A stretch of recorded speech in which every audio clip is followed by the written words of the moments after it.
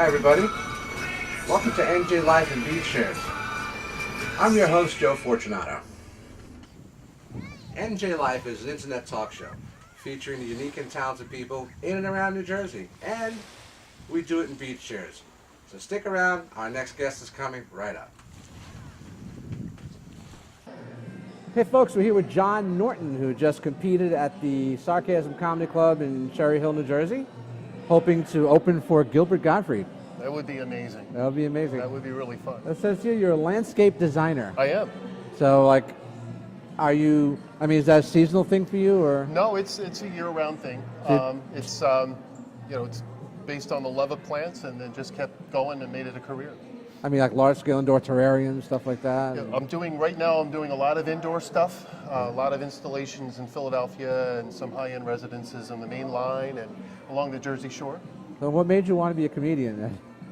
It's funny, I'm actually the doorman at Sarcasm Comedy Club, and I've been writing jokes for many years. I was always silly, voted class clown in high school, things like that. I've been writing jokes for the host tonight, Eric Potts, who's also the MC. And a great guy, a comedian from South Jersey, round boy Jimmy Graham. I've worked with Jimmy many times. So he heard me talking with Eric one night and was like, "Why aren't you on stage?"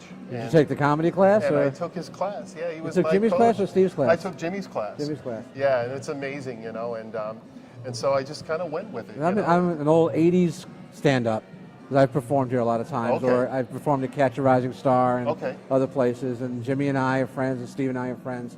And like they both have like this technique when they teach their comedy class. Now I know Jimmy is part of Steve's comedy class, but I don't know, does Steve show up at Jimmy's comedy class? Steve didn't. Steve. When I took the class, it was just a few of us, and it was pretty. We did it here actually at the club. Okay. And before the show started on Saturday night, so we had we had a good hour and 45 minutes or so to banter and to learn some of the techniques. I remember he used to do his class at the Catch a Rising Star in Princeton. That's where Eric took the class, I believe. Now you've been landscape designing for 30 years. Yep. Wow, that's a long time. Yep. And I have people write down special skills. You have diatonic yodeling. That's correct. I'm skilled in yodeling, and if you do it diatonically, it's really annoying. So I tend to do that to keep my teenagers, embarrassed at all times. You give us a sample of it, or?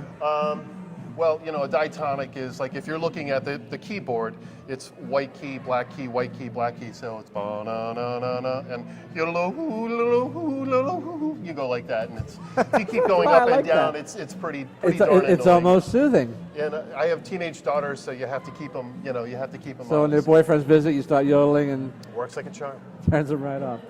Now, you just got done performing, and what we're going to do now is I actually have a camera running in the back. Okay. So we're going to show a clip right now of your performance. All right, so this will be my third time on stage doing this, so be easy, people. Here comes the clip.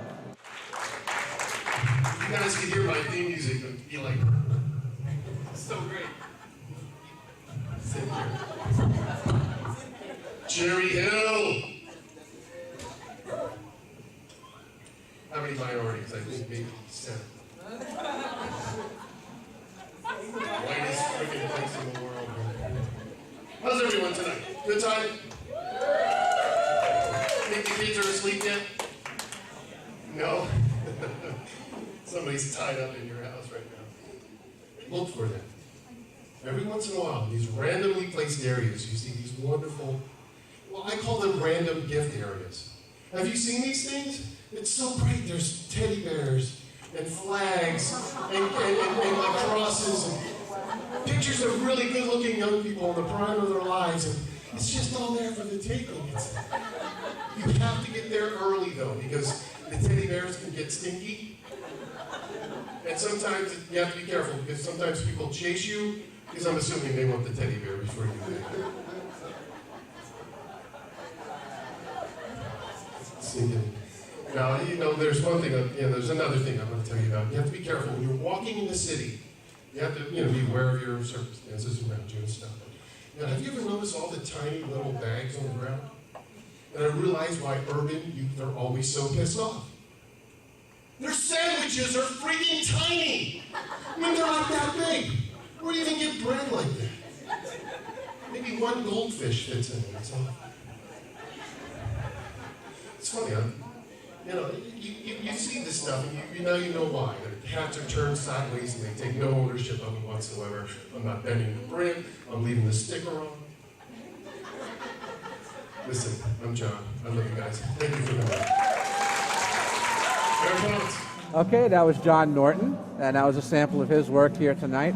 Hopefully to win, to become one of the comedians who will, I guess, open up for Gilbert Gottfried.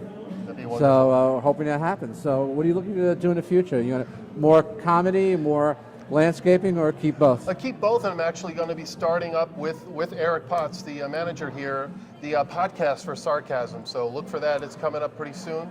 I'm going to be co-hosting the podcast with Eric, Potsy as I call him. Potsy. And it'll be a lot of fun. We're pretty silly together. I remember when Eric took the comedy class. I was helping Steve with the comedy class. I remember Eric first came in, and we had a class of like 15 people, and he stood out.